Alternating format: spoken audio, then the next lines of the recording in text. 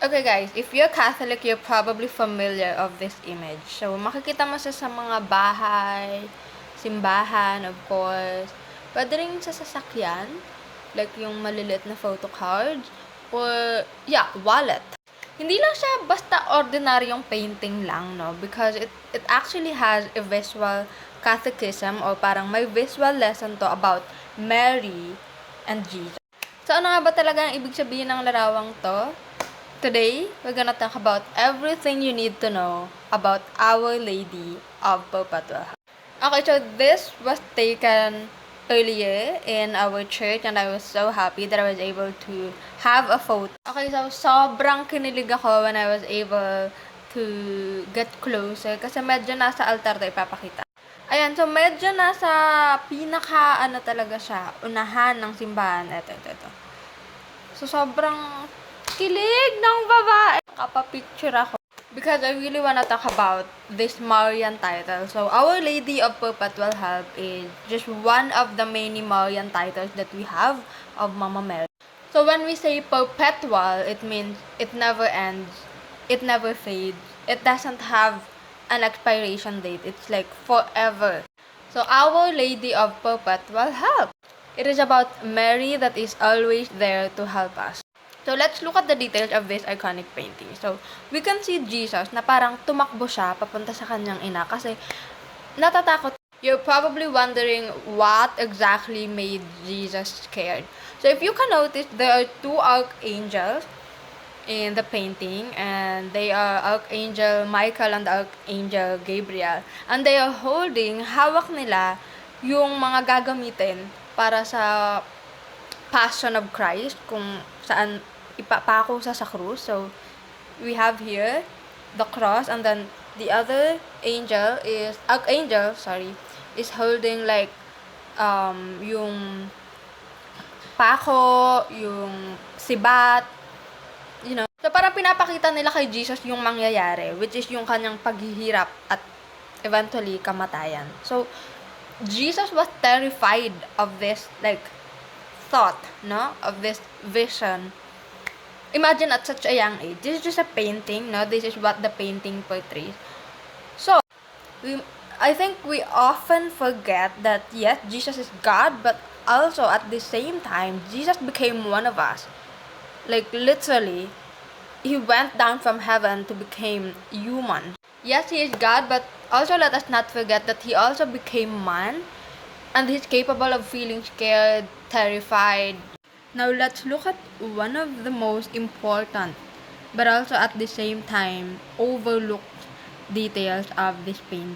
If this is the first time you've ever looked at this painting closely, you can notice that yung tsinelas ni Jesus halos nakalaylay na siya. Na para bang dahil sa sobrang takot niya nung makita niya yung future, yung mangyayari, dali-dali siyang tumakbo papunta sa kanyang ina. At halos malaglag na yung sapatos niya. This is such a beautiful reminder that even Jesus himself ran towards Mary. Na si Jesus mismo tumakbo papunta kay Mary.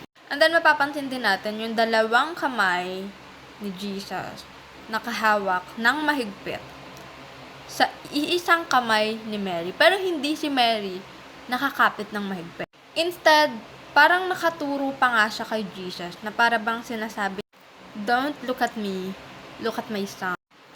It is also very telling, no, na Mary did not withhold Jesus from us. Like, she gave Jesus to us wholeheartedly. So this is exactly who Mary is. Like, if you come to Mary, she will always lead you to Jesus. Like, the end goal is always Jesus. So, I'm just gonna give you a very quick rundown of the history of this painting. So, during the 1400s, merong isang unknown artist na nag-paint mula sa Crete, no?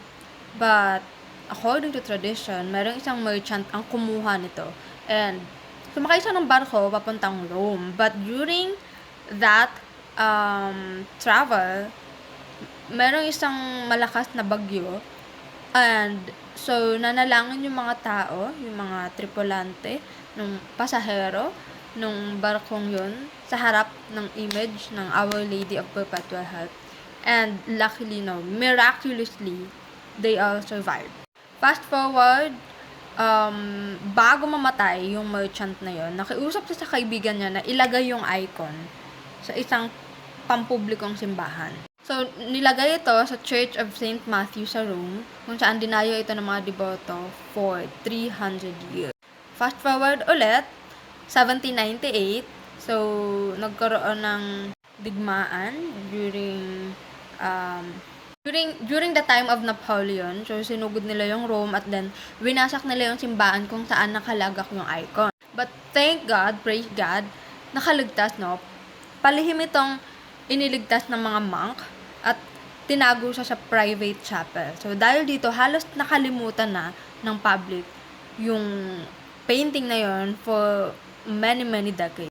The year is 1865, so merong dying na yung monk, malapit na siyang mamatay. So, ikunento niya doon sa isang batang pare na merong nakatagong image actually, no? So, eventually it was found by the Redemptorists and ipinagkatiwala sa kanila ni Pope Pius IX ang icon kasama ang sikat na utos. There's like a very firm instruction to them. Make her known throughout the world. Because it survived theft. Ninakaw siya, diba? Kinuha siya. And then, bagyo. Storm. And then, nilusob yung simbahan. Winasak yung simbahan sa Rome. And then, it was found decades and decades later. So, kumbaga, ang dami-dami ng pinagdaanan nung imahe na yun. Even up to this day, no? Imagine, it is way back 1400. Now, it's 2026, and yet, isa pa rin sa pinakakilalang devotion ay ang Perpetual Novena. So, even though nasa Rome, yung icon na yun, damang-dama natin. No, here in the Philippines, we have I think it's the National Shrine of Our Lady of Perpetual Help, most famously known as the Baclaran Church. Tuwing Miyerkules, libo-libong deboto ang nagpupunta sa Baclaran para sa novena sa Our Lady of Perpetual. In fact, sobrang grabe yung devotion ng mga Pilipino sa Our Lady of Perpetual Help.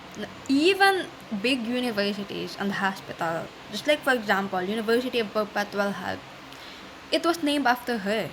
So, maraming Katoliko ang lumalapit sa Our Lady of Perpetual Help when they have problems, like family problems, financial problems, or just even worries in general, problems, life problems. So, because of the title, Perpetual Help, it reminds us that we are not alone. And we always have a mother in Mary. We always have Mama Mary. Behold your mother. Our Lady of Perpetual Help, pray for us.